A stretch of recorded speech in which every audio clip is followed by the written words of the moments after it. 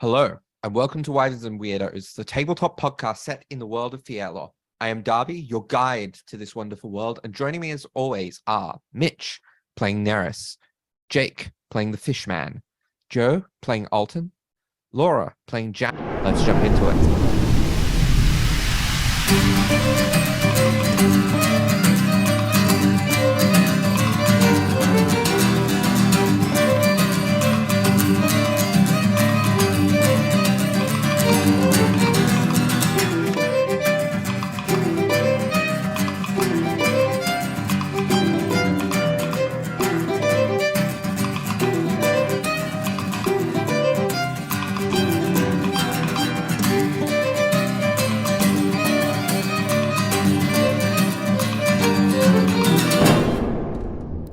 Where we last left off with the heads of the Hydra slain and the organization dissolved, the crew of the Polaris found themselves without the Polaris and, at least for a time, went their separate ways, with Tibble expressing a desire for more long-term retirement. Meanwhile, on the Red Phoenix, Loren had also expressed dissatisfaction with the way that her captain's journey was going and tendered her resignation from that crew as well.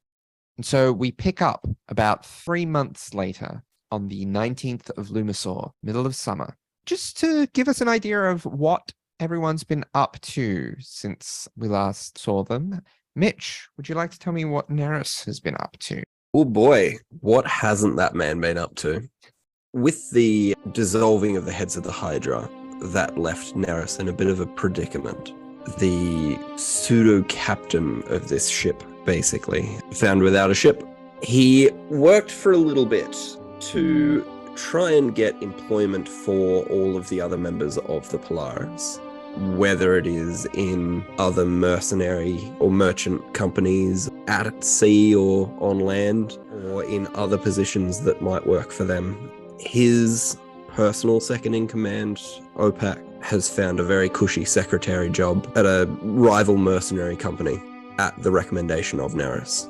He's kept in touch with a few of the other members of the Polaris. A lot of the senior crew he has tried to keep in contact with as well, although notably one he has not contacted at all, and that is for their own safety. So, with everyone else finding employment, Nerys turned to his own state of funding and some of the other problems that he's been facing. Now that he has a little bit of extra time to work on those, he's worked a little bit with Fishman, and he's caught up with his new friend 𝗖𝗔𝗦𝗧. And the three of them have been working on a project for the better part of 3 months, working very diligently, very hard, sourcing whatever components are required for this new vessel, essentially. We've hired external mercenaries. We've worked with other companies to try and source material components. It all seems to be coming to a head. Nerys has also kept some feelers out there for extra information. He's done a little bit of research on his own for varying types of magic as well. Some very old magics that have been lost, and Nerys is trying to refine them again. Some very new experimental magics, but all being practiced and refined and perfected under Nerys's hand.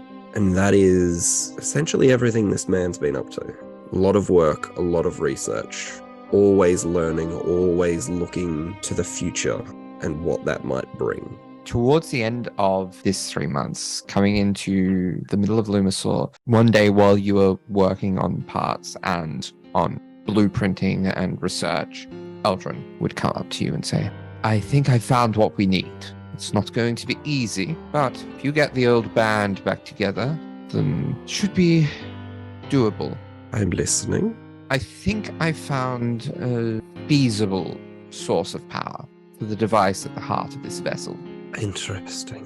That could be the missing piece. Let us get to work. Fishman, how have your 3 months been? Quite uneventful. Fishman has been working with Nerys quite a fair bit, helping with the project. He did go about looking for other sources of information for his own personal benefit, finding out, the usual stuff, who he is, where he's from, all that kind of stuff, but no leads came up. He kind of deduced that Nerys is his best lead, and so that is why he has spent most of his time with Nerys.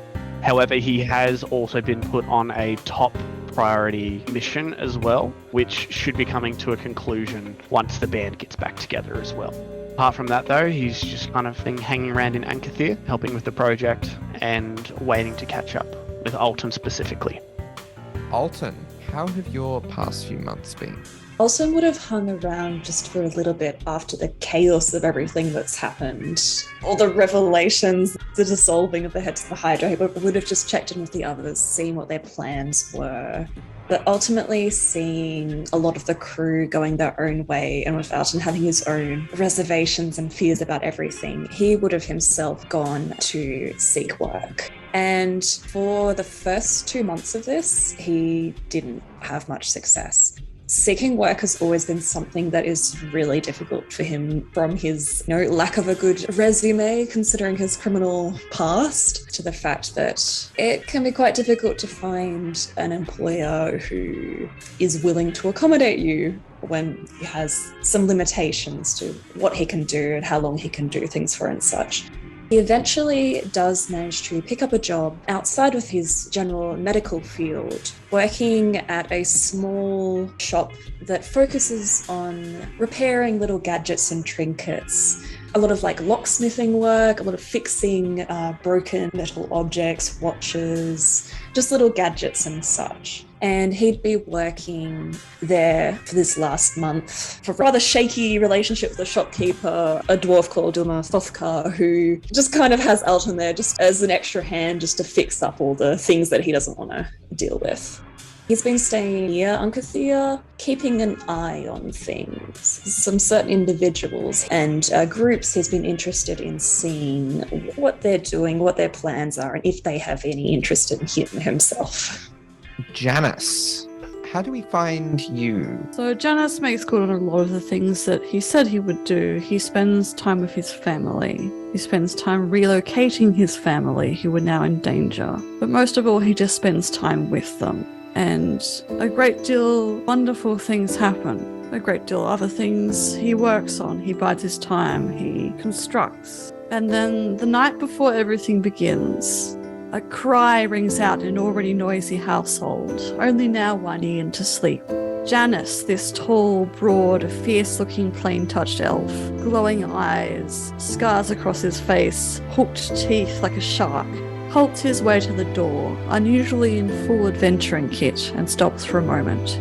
He presses a hand to his wife's back, tucks in a kiss to the nape of her neck, and strides in to scoop up an impossibly small baby from a cot. The baby looks not even 2 months old. He has pointed teeth, just like his father. Janice tries to rock him, small amidst his arms, and hey Tiber, hey there lad, calm shores for you, there's a good boy. More another cry, hey now, you know your papa's going away for a bit, don't you? We'll only be for a little while, I promise.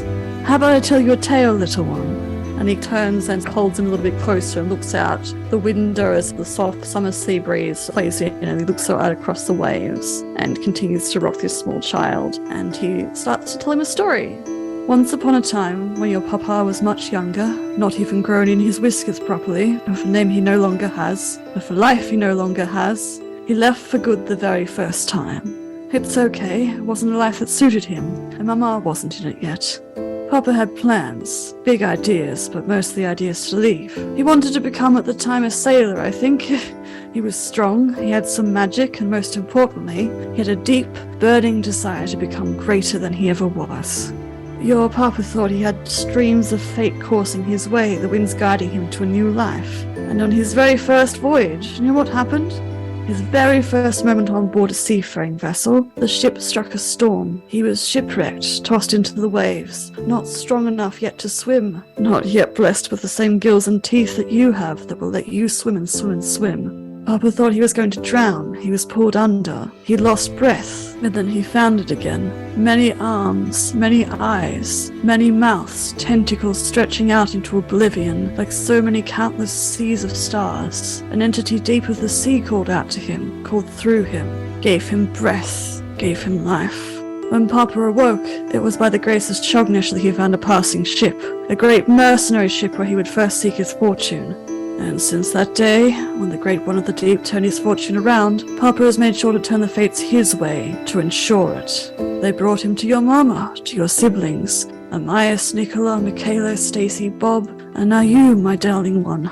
I will ensure that the fates string our way. I will protect all of you. I swear. And as young 𝗖𝗔𝗦𝗧, his newborn son, number 6, starts to turn a little bit more into sleep again, Janus doesn't tell him of the events of the last 4 months, of the last few months of the mercenary ship the Polaris, captained by pint-sized mousefolk Tibble for the mercenary company the Heads of the Hydra, a ship Janus spent 5 years of his life on as both boatswain and master-at-arms, flinging himself into battle with dastardly pirate and sea creature alike, some might even say a kraken once, until a figure from his past, a horned man now calling himself Silent on the Mart, one of the Sin Seekers and the Children of the Abyss, abducted Janus for reasons unknown. He doesn't tell 𝗖𝗔𝗦𝗧 tales of how his father was beaten, bargained with, and eventually worn down with both diminished hope and promises of power and influence beyond his wildest dreams, that dark splinter within him always craving more. How he was offered the place of his own sins within this dark organization, the place of wrath, and threatened with the safety of his own family in the same breath.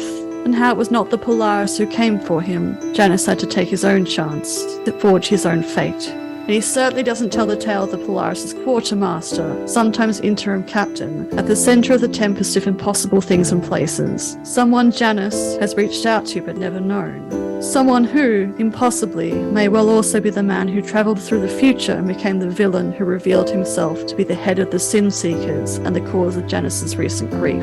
Janus plans and wonders of how a future doppelganger of one Nerys Tsola Lanti has come to exist, what his designs for the Sin Seekers were, and why Janus was so pivotal to this, perhaps still is, of what the current Nerys, still young and fresh of face than his supposed future counterpart will do, and if he will make the right choices. Janus doesn't tell any of these things to his son.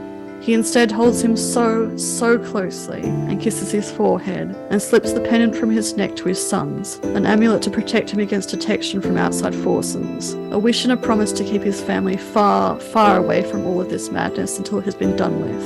And Janus, with immense reluctance, places his son back in his cot, with the practiced steel of a man who has changed his name in his life many times over.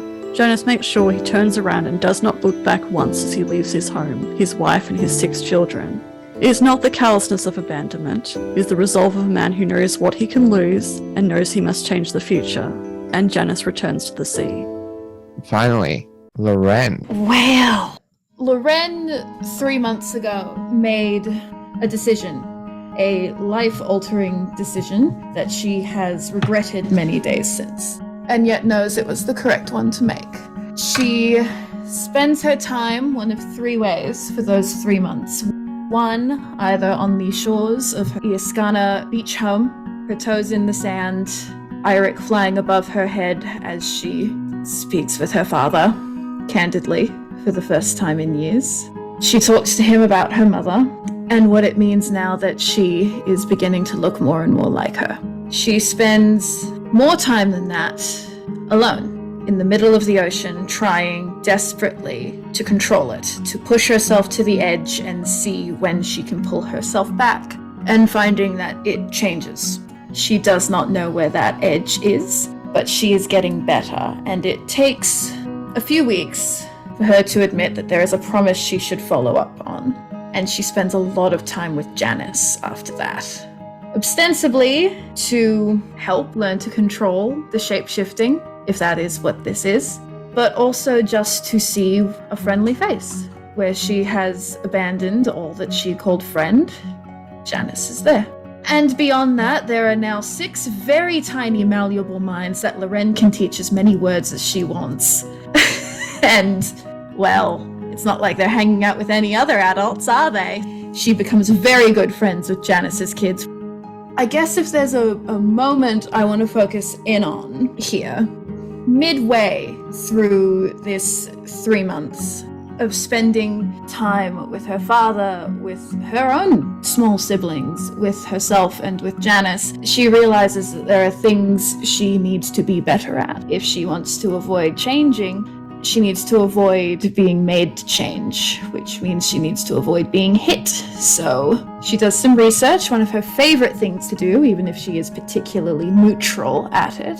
And she asks Janice if he would go with her to a tattoo parlor. Of course. I've got about 27 of them myself, so yes, absolutely. Need to get another one anyway.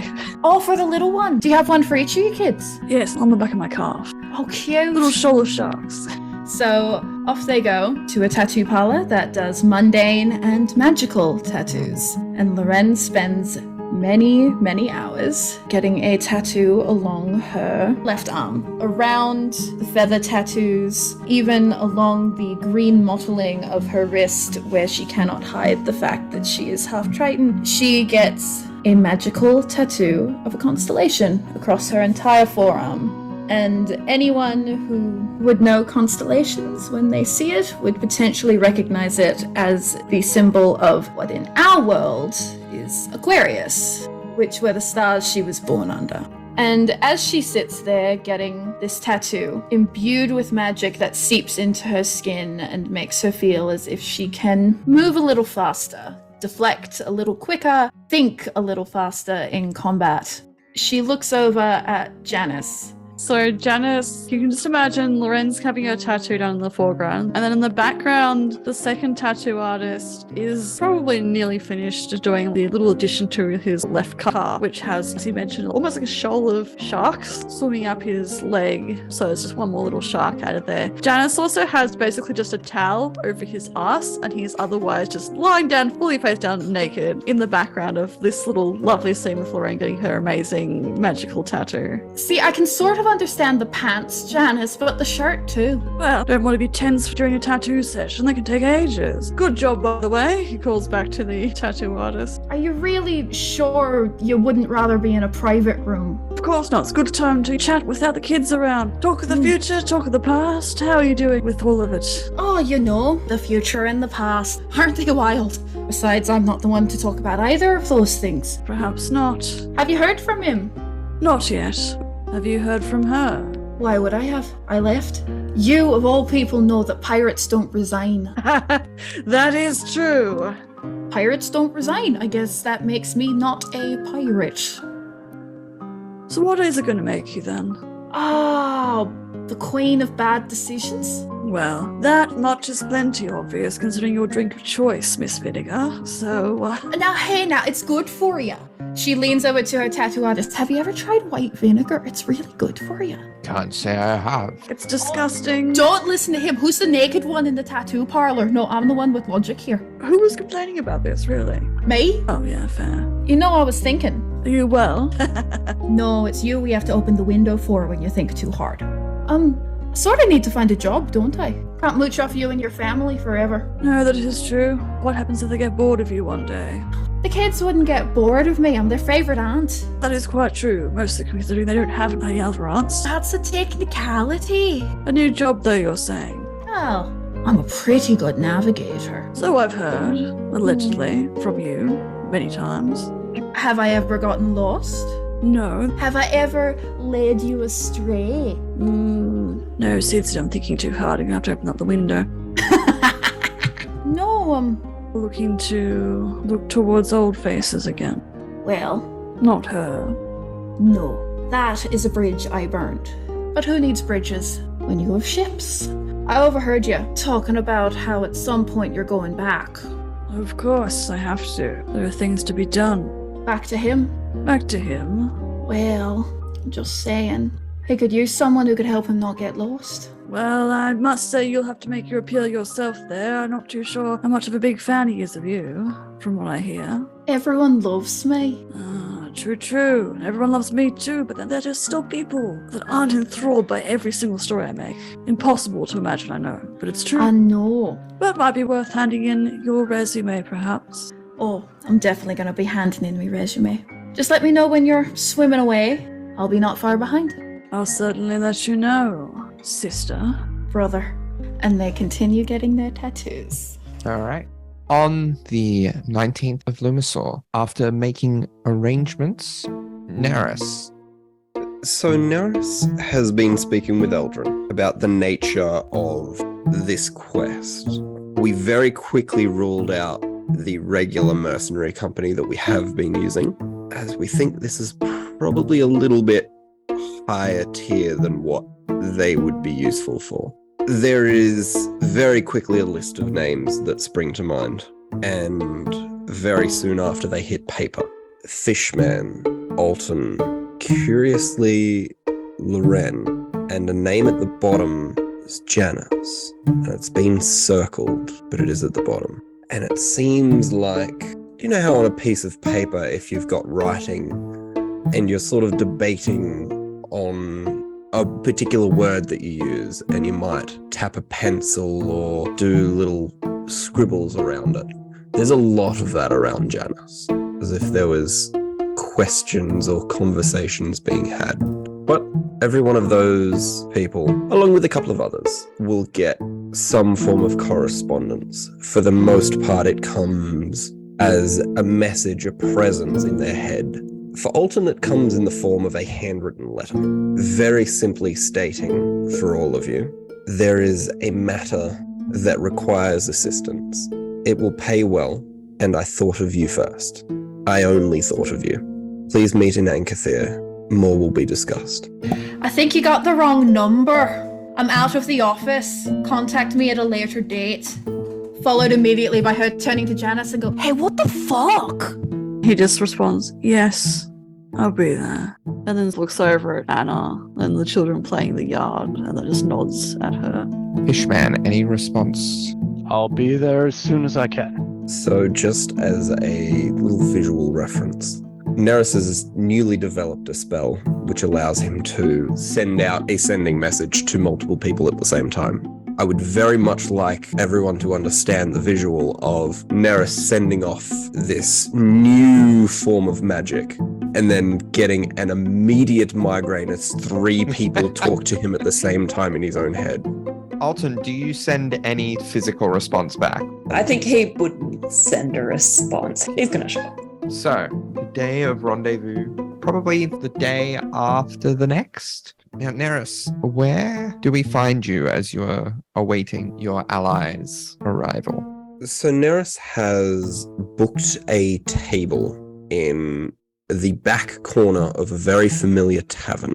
The newly refurbished tavern with a brand new roof that has been paid for by the heads of the Hydra before their dissolvement.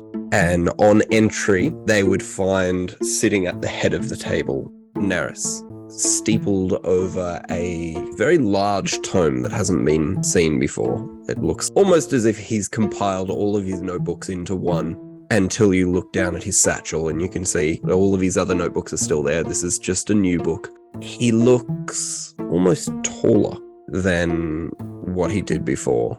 It's not necessarily a height thing, almost more confident, more sure.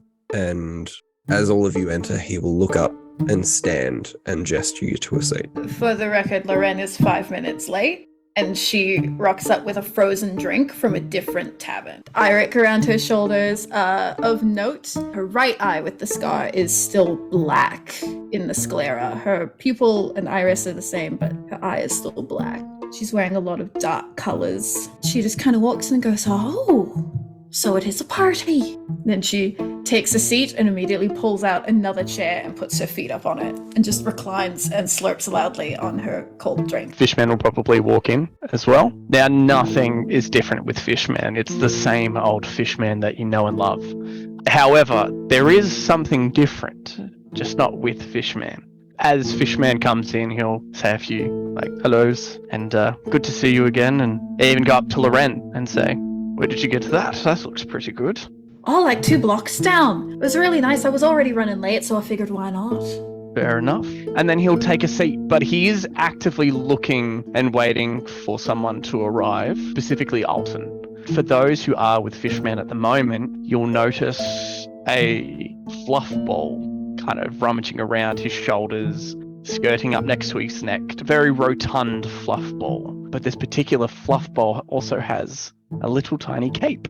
And for those who are familiar with Alton, they would recognize this little fluff ball as Rat, but Rat with a cape and looking a little bit more fat than what you would remember. So Alton will enter at this moment. Like, it just kind of like awkwardly, surreptitiously, he's kind of looking around like he's not used to this environment, like seeing all these people. He doesn't seem super pleased, super comfortable with it. I mean, it's probably not super easy to see because he's wearing the same dark glasses that he always wears to be able to see. But he's looking probably more tired than the last time you saw him. The clothes he's wearing are a bit better quality, a bit more expensive. They're not all patched and like handmade like they were last time, although they are the same kind of dark color schemes. Probably the only handmade accessory is a little scarf that he has around his neck with finely embroidered writing on it. And he does still have the same old medicine bag around his hip though. And he's going to make a beeline right for Fishman upon seeing him. Fishman will stand up straight and salute and kind of wave off. However, as he's saluting, he'll look down at Rat at his shoulder and kind of give his shoulder a little bit of a nudge and go, "Tension." And Rat, upon the second time Fishman says "tension," will kind of attempt to stand up and do like a salute, but kind of like falls down, but tries again.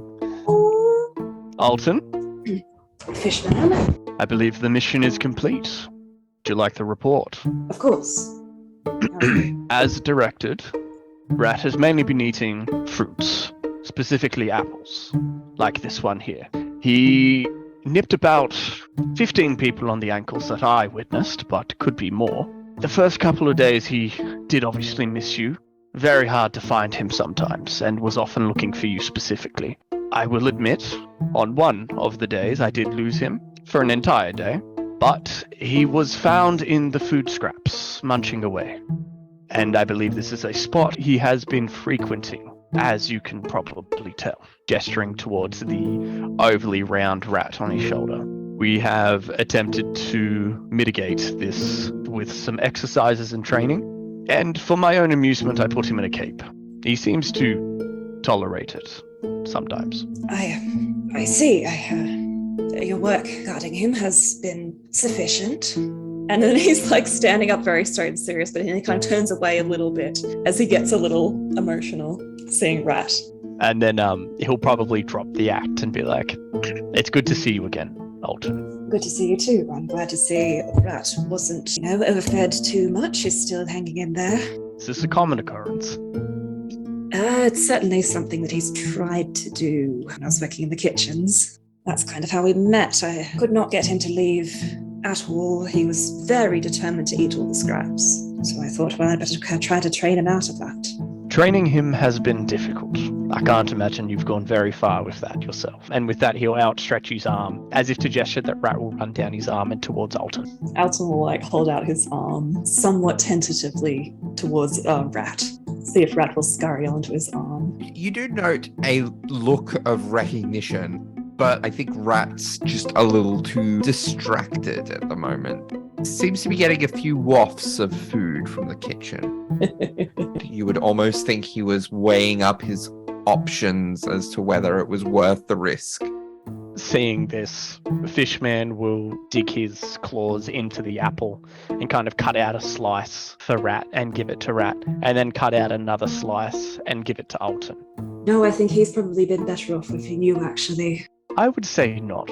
He's not the best swimmer, and I do frequent the waters often. I believe that I can at times be a favorite, but Rat, we do need some time apart. You stink quite a fair bit. He will speak with animals for that as well. That's my rat voice. I suppose. That last bar was a little bit much. That's not manners, is it? Bring up someone's odor? I believe honesty is a key part to any kind of relationship or friendship.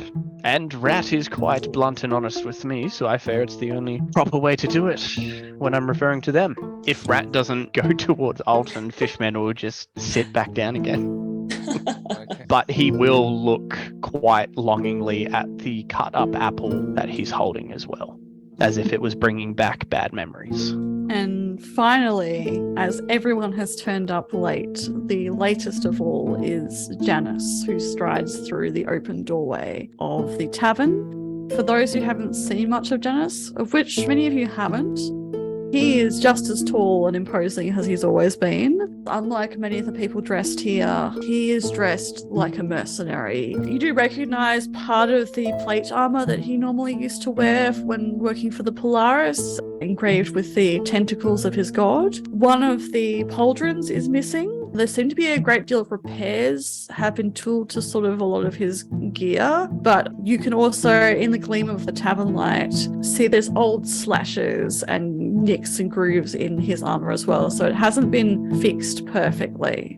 Where one pauldron's missing, he actually has a bare shoulder. Janice is a large, very muscular man, so like that shoulder is very broad. There's a fair bit of bicep going on. It's impressive. You can see a very intricate tattoo of like a large wing that seems to stretch out across it as well. He's sort of wearing more heavy sort of leathers, metals, greaves and things like that. He has a shorter cape, the cape's tied around his neck, sort of like a scarf. He's got his glaive flung over his back, and instead of his hair out like he used to wear it all the time, he's got it pulled back like people on Earth would know it was like a bubble braid. And he almost seems to glow as the sun catches him. And he just stops in the middle of the room and purposefully pans his head around and then just focuses down on the table where people have gathered. And then his gaze is naturally drawn to Nerys. He stops and then slides his gaze to Lorraine and nods at her, and then nods at Fishman, at Alton, and then finally back at Nerys. And then he will stride up to the empty chair and sits down. Right, so now that we are all here, welcome everybody. It has been a long time. You all look very well. As do you. Thank you. I have called you all here for a reason. I have been working on something with Fishman, a project, something that may be able to help us secure our future. We are close to making the final preparations and have located a focus which we believe will be the final step in this piece.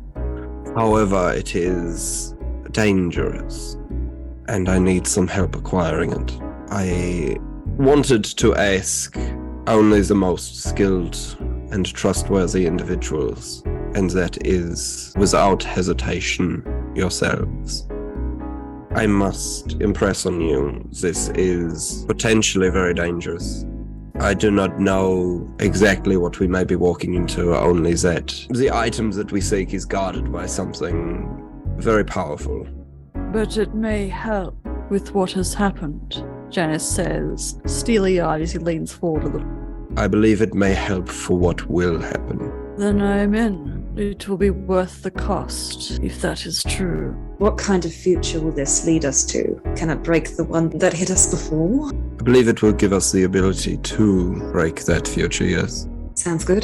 Thanks for the flattery. I reckon we're a pretty good crew as well. I mean everything that I have said. I have worked with many a crew over many a year, and I realize my time on the Polaris has been turbulent. However, it is my hope that we are able to move forward as a unified team to prevent the future that we have seen in the past. I am glad to hear that time has not been spent idly. There have been many plans being made. Where is this item or the creature that guards it? I wish to hear if we are all unified before any details get out. Ah, so we have to all sign the contract before we get the terms and conditions, right? You must understand, Lorraine, the item we seek is a very powerful magical focus. It can only be controlled by a very powerful receptacle. Is this you admitting I'm stronger than you are? Because if that's the case, and I really need everyone to write that down, that's vitally important to me. Here I was really thinking I was going to have to convince you to hire me and like do a whole bunch of things about like knowing our exact coordinates or whatever. But if this is you actually extending the hand to me, then I said yes when I walked into this building. Why did you want to be hired by me? I have to make sure everyone at the table is a unified front before I reveal that information. There is a cave along the coastline of Ankathir, which holds a arcane reagent, which will be the final piece in creating a vessel that is able to traverse not only the seas, but the skies above and the dimensions around it. That would be impossible. It was impossible. And now it is real, or could be. Now it is the future. So you found a way to fly between the piece of paper. I believe we can create a new piece of paper. Interesting. I see why you wanted secrecy on this matter. Anyone getting their hands on a product like that would become infinitely powerful. Exactly. Which is why I have asked for you. I know you all. You know me, and we know each other. We know what could come. I believe this can prevent that. But I cannot achieve that without your help. We cannot achieve that without your help. And Nerys is going to look at Fishman. You have been awfully quiet there, Mr. Fish. I am privy to some of the information, but I believe it's in everyone's best interests to be a part of this. I'm already signed up, but I'm just listening to all of you and seeing what you all have to say. Everything I know, Nerys knows, and more. Goodness, you were working closely together then. An enviable position. So you've all been conspiring with this little plan, and now you call in the big leagues. There is no conspiring. We have been working together to benefit one another, and now we have reached an impasse. The goal was always for the betterment of all of us. You have all been brought into a terrible timeline, and I wish to bring you out. Again, you have my allegiance for this. I came when you called. I am grateful. Loren looks around the table at everyone, very seriously thinking about this, especially like Janice and Nerys with this very important, tense moment of them speaking to each other for the first time in a while. And she loudly slurps on her drink and goes, feck it, seems like it'll be fun, sign me up. Are we not allowed to swear on this boat either, because I don't know if I can keep that? There are no restrictions on the language used. Oh, feckin' ace, Nerys, you're the best. Really, have I finally worn you down? I am not captain of this particular vessel, so I cannot make the rules. Then who is? Well, at the moment, we only have a very small vessel, as the crystals that we need are to finish a larger ship. So I apologize, but the traveling along the coast will be cramped. I assure you it is temporary. That was a masterful avoidance of the question. So where to from here? At the moment, all I require is for you to be present on the boat tomorrow morning. As for when we reach our destination, unfortunately, I believe I will require much more. Nerys is going to give the number of one of the piers, which is like the local fishing dock piers. You don't get regal ships in that area. They're a little bit closer together. They're shorter piers. They're made for like shallower waters. Anyone who has spent a lot of time around the docks would automatically go, ew. Yes. But essentially, Nerys has rented a small boat that can take us to where we need to go and will take us back. And that's about it. Alton has been kind of watching everyone, and especially Nerys, very intently, and kind of tapping his finger against his glass. Before you get too into the details, I never actually gave an agreement. You know, I have a job and everything now. What's the prospects on this one? Is this case-by-case work? Full-time employment? All I am asking at the moment is a single mission. Once the construction on my new ship is complete, I believe there will be potential for long-term employment again. Similar to the Polaris, however, with much more freedom. Right. Alternate to what you'd expect from him answering that question, he doesn't look especially happy at the answer of that one. Of course, I have complete confidence in my abilities, but what's the stakes if this mission gets fucked up? There is, I believe, a single creature that guards this cave. I do not know much of this creature. However, I do know the crystals have not yet been retrieved. Knowing our time on the Polaris, the probability of injury on any given day is always high, regardless of whether we run into enemy contact or just each other. So it would be no higher than when we were on the Polaris. Besides, we did fight a kraken one time. We did. And everyone had their limbs intact, so how bad could this be? And without you there, the probability only gets higher. On talk of the Kraken, Nerys is notably silent. Right, so when did you say tomorrow was when it will be starting? Tomorrow morning. Tomorrow morning. I'll think about it. Do you mind if I ask what the nature of your work is? You mentioned you did get another job, but you never mentioned what it was. Yes, well, that's not very exciting. I just repair gadgets and stuff. Lots of fixing broken locks. A good practice, honestly. That sounds very rewarding, but surely that is something that can be postponed. I don't know, the boss is a bit of a bastard. He'll probably just get fired. Tell him you got kidnapped by pirates. We are not pirates. Still not considering it. No. Pirate life is, I believe, beneath all of us. Hey! You're not a pirate anymore, remember, Loren? Shut up. Oh, yeah, okay.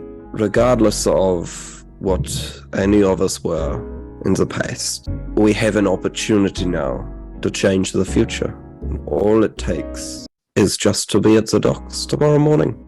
Well, now I've been called out here, we're going to find a place to stay for the night, aren't we, Loren? Do you think you can pay for a night? It's technically a business expense. Whereabouts are you staying? Me? He's looking at Nerys.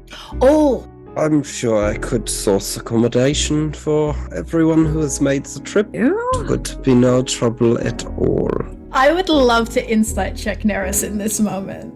Like about everything, but just in this moment when he's very awkward and his walls are down a little. And I did pre-roll and get a dirty 20. Okay. I got a 19 deception, so no. Nerys is trying very hard to look like that was just an option that was already on the table, and he's now just voicing it. He does look a little bit annoyed, not so much that he has to pay, but almost like this is more difficult than he was expecting.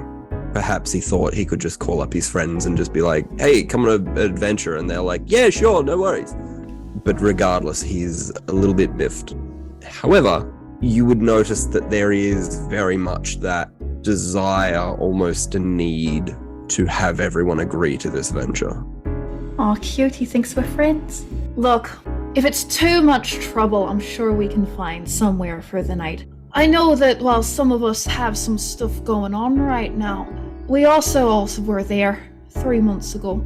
I'm sure we'd all rather see that not happen again. So you can count on me to be there. And any bosses we have to talk to, well, I'm sure they can be persuaded. Are you planning to give him sick leave? Only if he's not obeying the Fair Work Ombudsman, really. Are you getting all your 10 minutes, all your 30s? It's very important stuff. No, I guess I consider taking leave if you think I would be helpful to this mission. And whilst we've spoken on and off over the past couple of months, I feel like I've barely gotten to know what you're doing these days. It'd be great to catch up with you and everyone else as well, as he gestures towards Loren's tattoo as well, as in to inquire about it without asking. Seems a lot has changed, and I could use another trip with you. Good old times. Alston is just looking us very uncomfortable at a lot of the directions it's going, and a lot of what everyone is trying to say to comfort him is not really helping. It's probably also clear to Loren, probably because she uses similar strategies, that when he was talking about like his boss and stuff, there is a hint of truth to that, but that's not the thing that is the issue here. You know, I think we could all go for a round of drinks to celebrate Alton taking leave for the first time in 1,000 years, and also the beginning of a new adventure. Alton, would you like to come get drinks with me? Please do. Make sure she doesn't get a little vinegar for everyone. I would really like a good drink. Oh, now who said I was gonna get vinegar for everyone? Just for Nerys. Certainly, what drinks are you offering? And he'll get up to go with her. Well, what I'm offering you, Alton, is a shoulder to cry on. What's your problem?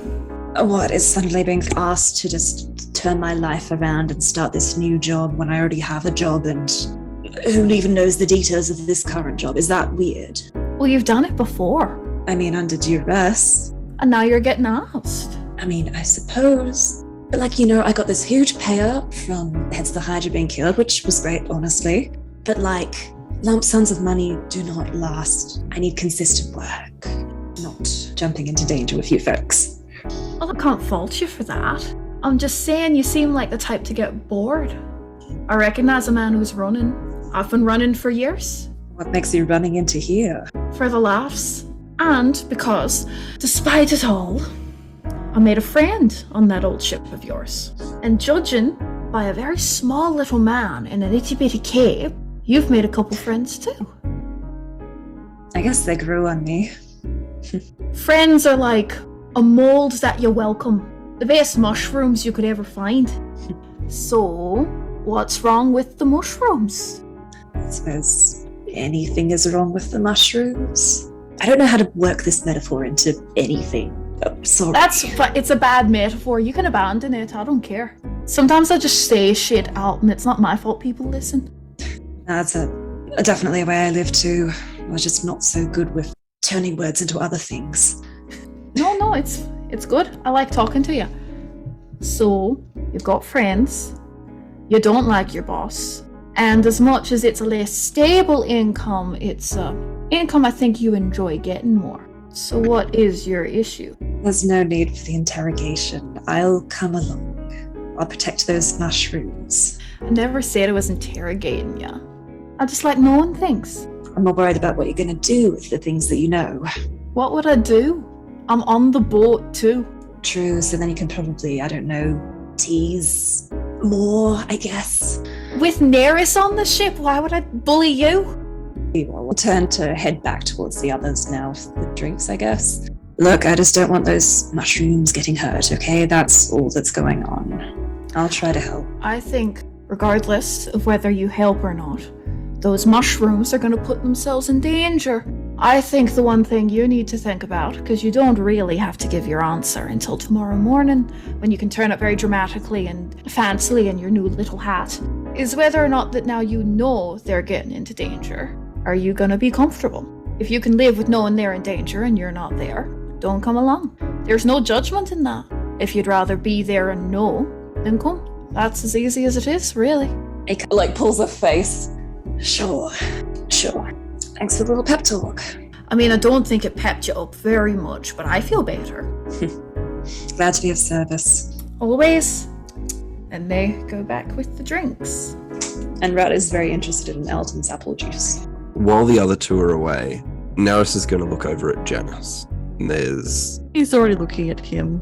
there's a brief pause where we're kind of just looking at each other. You know why I did not contact you. He seems to contemplate something for a moment. I do. Would it help for you to say it? I did it to keep you safe. Kind of his mouth does quirk a little bit. It almost looks fond for a moment. He just nods. I know. I appreciate it. That is a kindness. You know who I am, and you know how I am. Yes. Regardless of whether I want to learn something, I have a need for it, a longing for it. The fact that I do not know something is painful to me. If I was to reach out, I've been experimenting with methods to potentially keep you and your family in a safer mindset in the inevitable future where we work together, which has now come to pass. Yes, the past is now the present and the future is now the now. I shall hope I never have to use them, but if I do, I want you to know that I have contingencies. I do not want the future to affect any more than it already has. Janice nods. He'd been sitting back, but he draws himself up a bit more to his height and leans forward a little bit. And how's Nerys currently sitting right now? What does he look like? Nerys is sitting forward, his hands steepled, his left hand fully gloved, his right open. Janice reaches out and just pats the elbow of his left arm, I suppose. It helps for you to have said it. And I know what you mean about wanting to know things, that longing deep within you.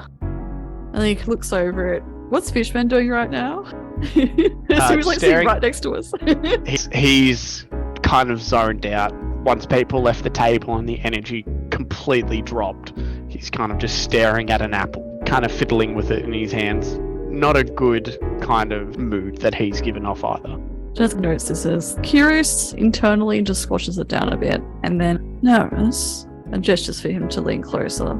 Yes. And Janice inclines closer to Nerys and most gently just places one finger on like the side of his head, like towards his temple, as he leans forward and whispers to him, "My 6th child was born while you were gone. There is some knowledge for you. His name is 𝗖𝗔𝗦𝗧. Thank you.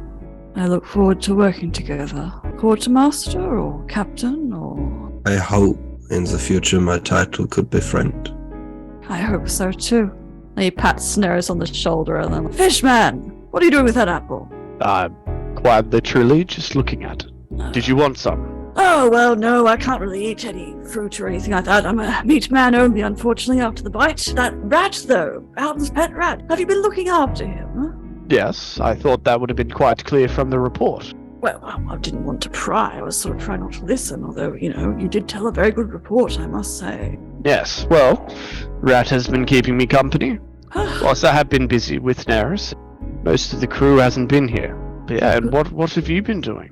"Oh, this and that. I've been spending time with my family."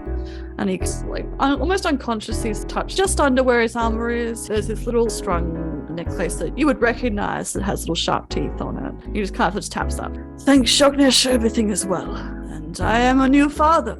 Congratulations. Number 6. They are all the lights of my life." That is quite a number. "Yes, well, you know what they say." It's too bloody many children, is what they say. "Ah, the drinks." Loren does slide Nerys a shot of vinegar, followed immediately by a glass full of whiskey. Well, why not? And we vinegar whiskey. And on that note, as Alton and Loren return to the table and you all spend an afternoon drinking, catching up, that is where we're going to leave it for this first episode back to season 2, where things are going to get quite crazy. Thank you all for watching, for listening. We will see you next time. Sorry for listening.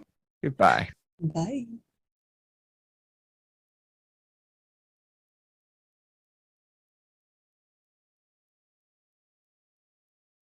So late that night, as the revelry dies down and Nerys returns to his chambers where he's been sleeping, and Nerys takes out a fresh notebook, writes on the cover, "For when you're free," and then opens up the first page and will write in it, "Janice has a 6th child, a son called 𝗖𝗔𝗦𝗧. He will close the book, put it up on his bookshelf, and then he will pull out his wand, point it at his temple, and cast Modify Memory to remove that thought from his head. Okay. And then he will go to sleep, not knowing what he's done."